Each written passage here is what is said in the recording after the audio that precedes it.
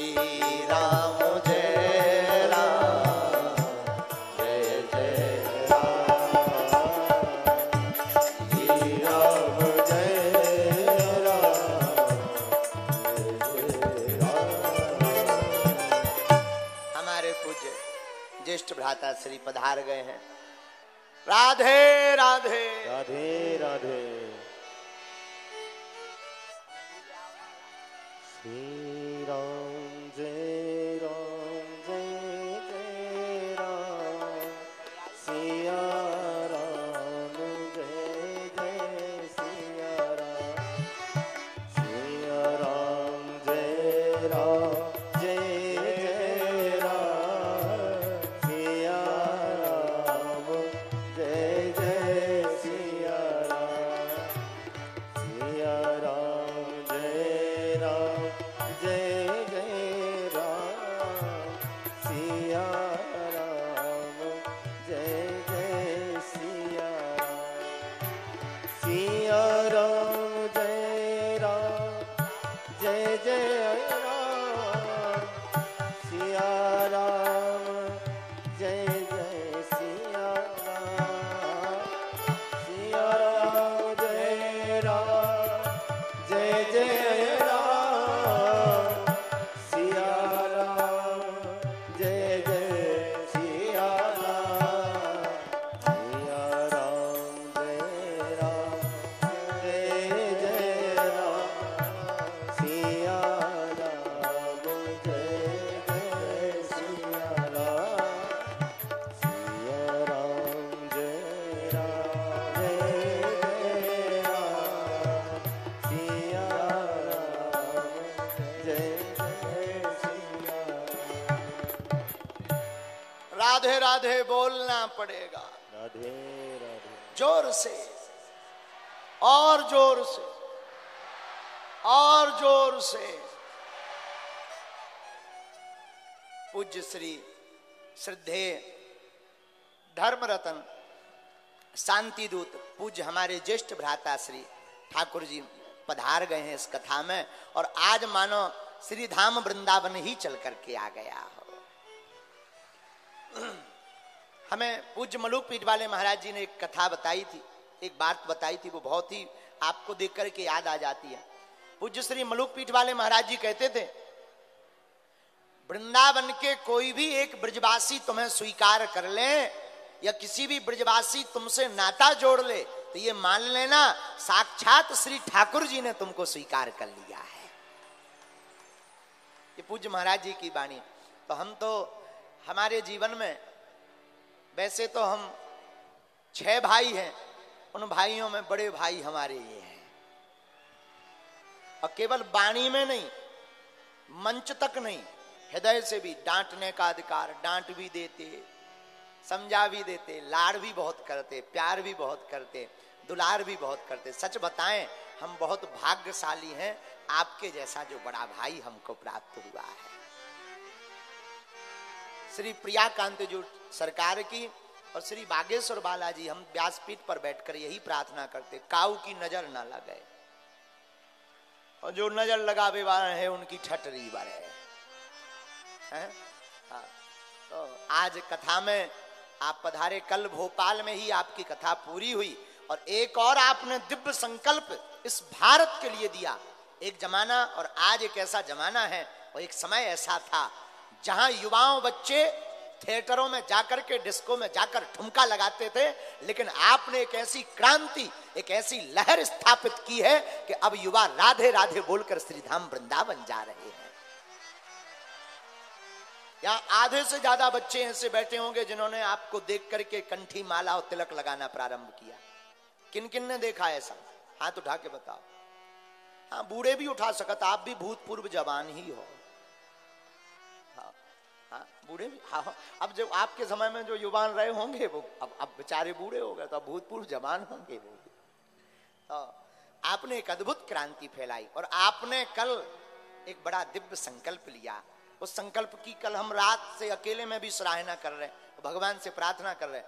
आपने संकल्प लिया कि जब तक कृष्ण जन्मभूमि भी अयोध्या की भांति नहीं सज जाएगी तब तक आप इस देश में जगह जगह आंदोलन करेंगे। कौन कौन इस, वैसे हम भी शामिल हैं इसमें, हम भी चाहते हैं कि अयोध्या तो सज गई, अब मथुरा बाकी है। ऐसे मानो अयोध्या तो झांकी थी, मथुरा बाकी है। कौन कौन है इस आंदोलन में तैयार? पक्का झूठ तो नहीं बोल रहे, मौदे की तो नहीं कर रहे हैं, बब्बा जो नहीं था टंगे हैं ऊपर, अब ही लफड़ा हो जाए। तो आज बड़ा ही सौभाग्य है। कल आपने कहा कि आप आओ पहले भोपाल, वहीं से फिर ये संकल्प लेते हैं। और भोपाल अपने मध्य प्रदेश की राजधानी राजा भोजपाल की नगरी से ही यह दिव्य संकल्प उठा है। और हमें भगवान पर भरोसा है, एक दिन ऐसा आएगा आपकी जीत होगी और भगवान कृष्ण का दिव्य मंदिर भी बनेगा। तो पूज्य श्री भी पधारे, हमारे एक भैया और विराजमान हैं बगल में, पूज्य श्री विजय भैया जी। आप श्री प्रियाकांत जी मंदिर शांति सेवा धाम के सब कार्य देखने वाले हैं। भगवान आपके ऊपर भी कृपा बनाए, ऐसी भगवान से हम प्रार्थना करते। अब आगे की कथा बढ़ाने के पहले हम पूज्य भैया से प्रार्थना करेंगे कि अपने आशीर्वचन और राधे राधे, हाँ, इसके बाद फिर आगे की कथा हम लोग करते हैं। बोलो वृंदावन बिहारी। अरे डेस्क का है, हाँ माइक, अच्छा खड़े। बोलिए बागेश्वर महाराज की जय, श्री बालाजी महाराज की, श्री सन्यासी बाबा की, साधु जी, साधु जी, राधे राधे। देखो सुनो, हम धीरे सुनने के आदी नहीं है, न धीरे बोलते न धीरे सुनते, चकाचक बोलते और चकाचक सुनते। क्या बोलना पड़ेगा? राधे राधे। क्या बोलना पड़ेगा? व्यासपीठ पर विराजमान मेरे प्यारे प्रिय, अभी व्यासपीठ पे विराजमान है, इसलिए पूज्य महाराज श्री महाराज जी ने जिस तरीके से एक धर्म में, युवाओं में जो एक क्रांति लाई है वो अद्भुत है। और ऐसी क्रांति जो हम सब के लिए, सनातन के लिए बहुत जरूरी है। हमने देखा है, हमारे जीवन में कई बार ऐसा अनुभव हुआ है कि कोई भी परेशानी के कारण हमारी सनातन बहन बेटियां यत्र तत्र लोगों के पास जाती थी अपना इलाज कराने के लिए, लेकिन इलाज के बहाने जो उनके साथ में वहां दुर्व्यवहार होता था वो हम इस माइक से बोल नहीं सकते। और हम इस बात से बहुत प्रसन्न हैं कि बालाजी महाराज अपनी कृपा हमारे भैया पर, अनुज पर इतनी की हुई है कि आप लोगों के कष्टों का निवारण करते हैं और बंद कमरे में नहीं करते हैं, कथा पंडाल में करते हैं, कैमरों के सामने करते हैं। इसमें कुछ छिपाने योग्य नहीं है। जो लोग कहते हैं कि ये अंधविश्वास फैला रहे हैं, कमरे में बैठे हुए लोग क्या जाने कि विश्वास किसको कहते हैं और अंधविश्वास किसको कहते हैं। जिन्होंने कभी अपने माँ बाप पे, अपने धर्म पे, अपने भगवान पे विश्वास न किया हो, उन्हें क्या पता बालाजी का विश्वास क्या होता है। जो एक जगह पर बैठकर कहते कि I don't believe in God, मैं भगवान को नहीं मानता। तो जब तुम भगवान को ही नहीं मानते तो फिर चमत्कार को कैसे मानोगे, हनुमान जी की कृपा को कैसे मानोगे? क्योंकि तुम्हारी नजर में तो हनुमान जी है ही नहीं। और जिनकी नजर में नहीं है वो नहीं जान पाएंगे कि बालाजी क्या है, कृपा किसको कहते हैं। जय जय जय हनुमान गोसाई, कृपा करो गुरुदेव की नाही। कौन ऐसा है जो हनुमान जी की कृपा को ठुकरा सकता है? कोई भी नहीं। जीता जागता सबूत हमारे मध्य में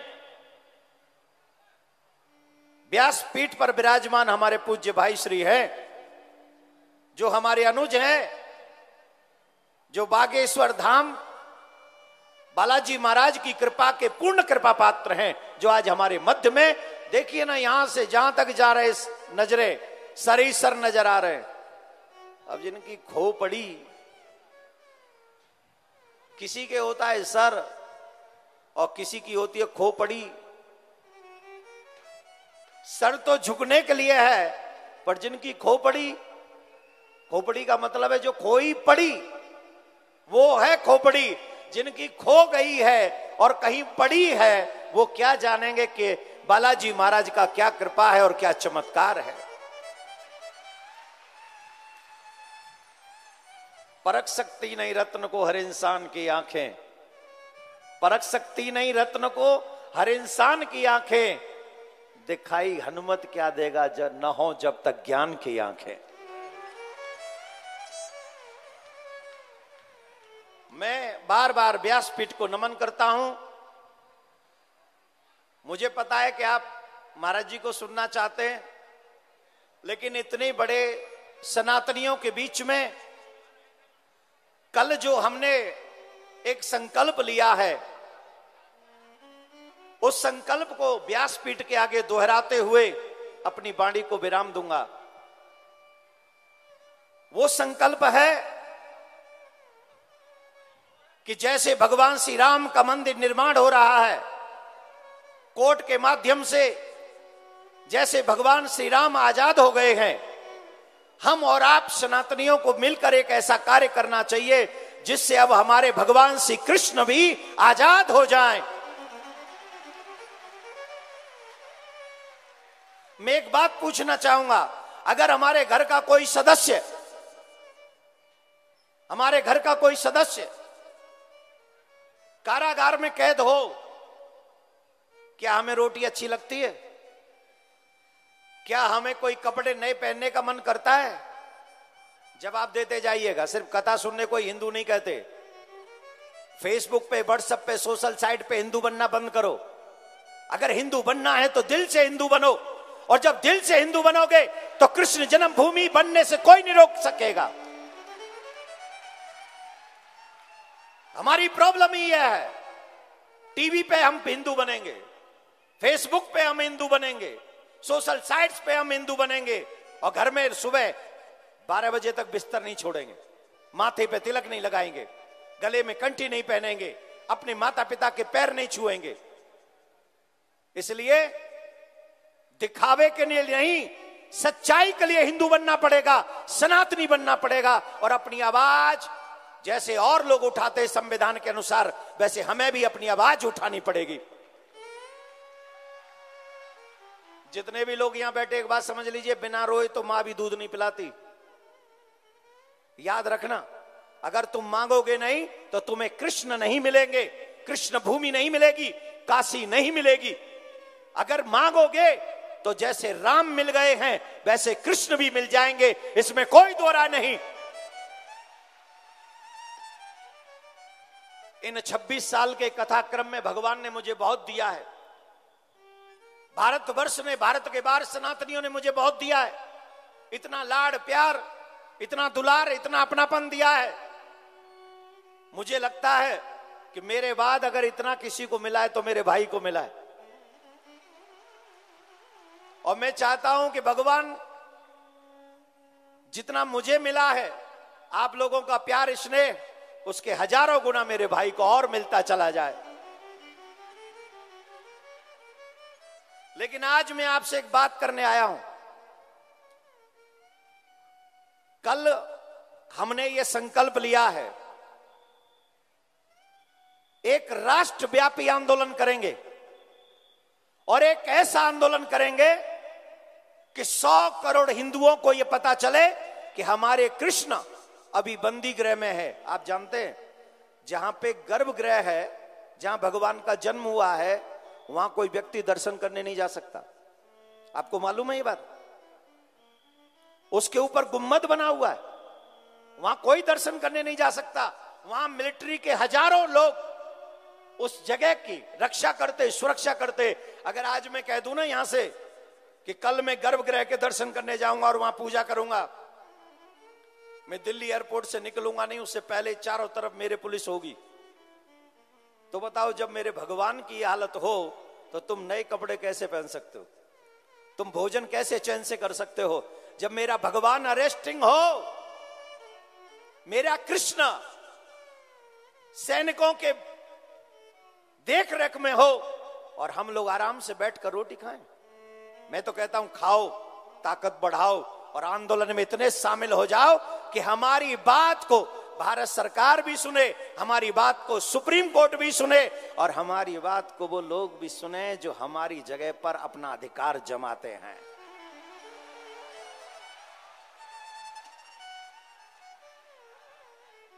जोर से बोलना पड़ेगा। जो बोला करो जोर से बोला करो, धीरे मत बोला करो।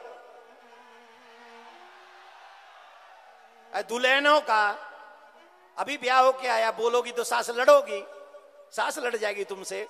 अरे इतने जोर से बिंदास बोलो कि तुम यहां बोलो और आवाज 57 कंट्रियों में पहुंच जाए कि अब हिंदू जाग रहा है, सनातनी जाग रहा है। इतनी जोर से आवाज होनी चाहिए तुम्हारी।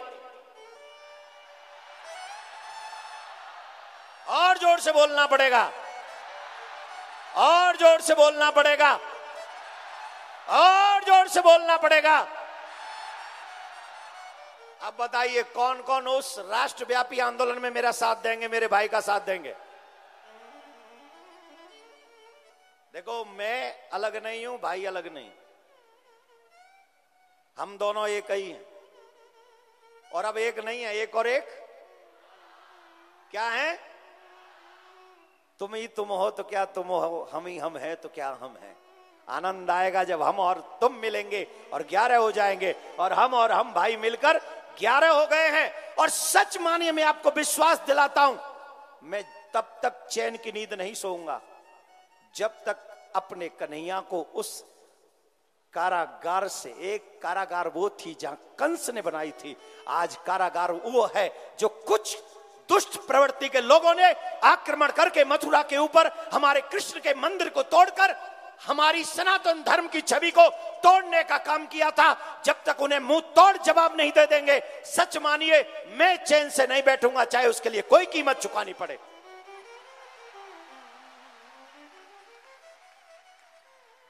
आप सभी से एक प्रार्थना कर रहा हूं भैया के सामने, ट्विटर पे, फेसबुक पे, जिस जिस सोशल साइट्स पे आप हो, अपने नाम के पीछे सनातनी लिखना प्रारंभ कर दो और आज से तैयारी शुरू कर दो कि जब भी राष्ट्रव्यापी आंदोलन होगा कृष्ण जन्मभूमि के लिए, हम अपने जीवन का कुछ महत्वपूर्ण समय अपने कन्हैया और कन्हैया की आजादी के लिए अवश्य लगाएंगे। ऐसा संकल्प करके यहां से जाना।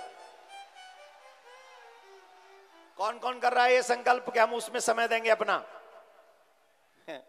जितने यहां बैठे सिर्फ इतने ही आ गए ना तो 57 कंट्री हिल जाएंगी कसम से। सिर्फ जितने यहां बैठे उतने ही आ जाएं। और मुझे पता है जिस दिन वो आंदोलन प्रारंभ होगा इतने नहीं आएंगे, इसके हजारों गुना आएंगे। मुझे मेरे कन्हैया के भक्तों पर विश्वास, हनुमान जी के भक्तों पर विश्वास है। हम लोग बालाजी महाराज की शरण में बैठे हैं। मुझे बता दीजिए हनुमान जी महाराज का काम क्या था? बताइए क्या काम था हनुमान जी का?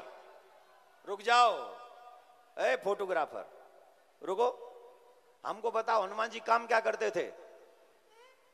जब जब भगवान पर संकट आया तब तक संकट मोचन बनकर श्री हनुमान जी महाराज राम जी के जीवन में आए।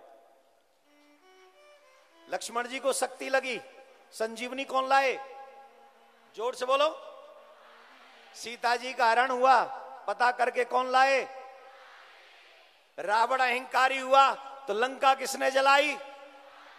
सुसैन वैद्य को लेकर कौन आया? जोर से बोलो। रावण को एक ही मुक्के में महाराज जी सुनाते वो कथा, क्या डिग्री का महाराज जी वो क्या डिग्री का था वो? हाँ वो वाला 160 डिग्री। अब सुना दिया कि सुनाएंगे एक दिन? अभी नहीं सुनाया महाराज जी, सुनाना वो एक दिन में सुनूंगा, मैं भी सुनूंगा, बता देना मैसेज करके कितने बजे वाला। वो कौन सी इतनी डिग्री का पता नहीं, 160 डिग्री बताते महाराज जी। ब्रह्मा जी को आके बताना पड़ा कि थोड़ा डिग्री कम करो। मैं अभी नहीं बोलूंगा, वो तो महाराज जी बताएंगे। इनका बताने का वो जब बुंदेलखंडी में बोलते हैं ना, वो डिग्री घटाते हैं। वो डिग्री घटाने का style I like it, I love it. Degree घटा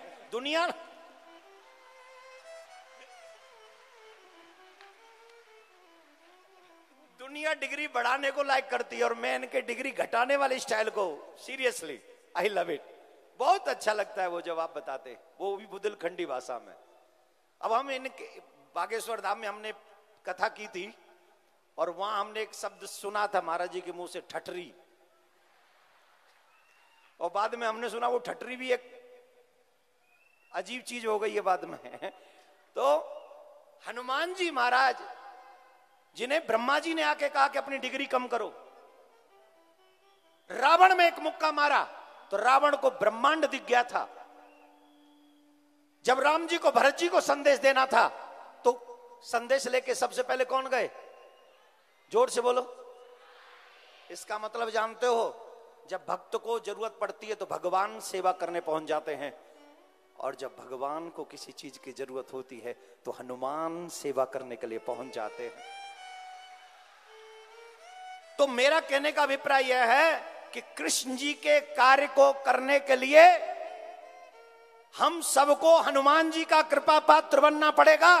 अर्जुन बनकर एक ऐसी लड़ाई लड़नी पड़ेगी जिस लड़ाई में हम अपने कृष्ण को आजाद कर सके, मुक्त कर सके, जो सबको मुक्ति देने वाला है। हम संसार के इन बंधनों में जो कुछ लोगों ने हमारे भगवान को बंदी बना रखा है, हमें इसमें कार्य अवश्य करना होगा। और याद रखना, दो दल होंगे, एक पांडवों का दल होगा और एक कौरवों का दल होगा।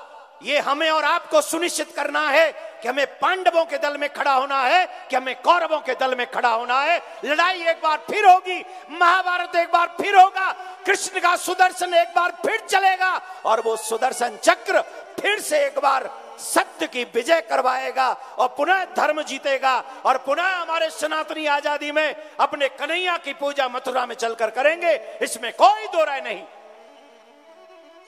लेकिन ये तभी संभव होगा जब हम और आप एक स्वर में आवाज लगाएंगे, कृष्ण को आजादी के लिए एक राष्ट्रव्यापी आंदोलन चलाएंगे। और ये सब संभव है। आपसे एक बात कहकर अपनी वाणी को विश्राम दूंगा। न पद चाहता हूं, न प्रतिष्ठान चाहता हूं, न पद चाहता हूं, न प्रतिष्ठान चाहता हूं।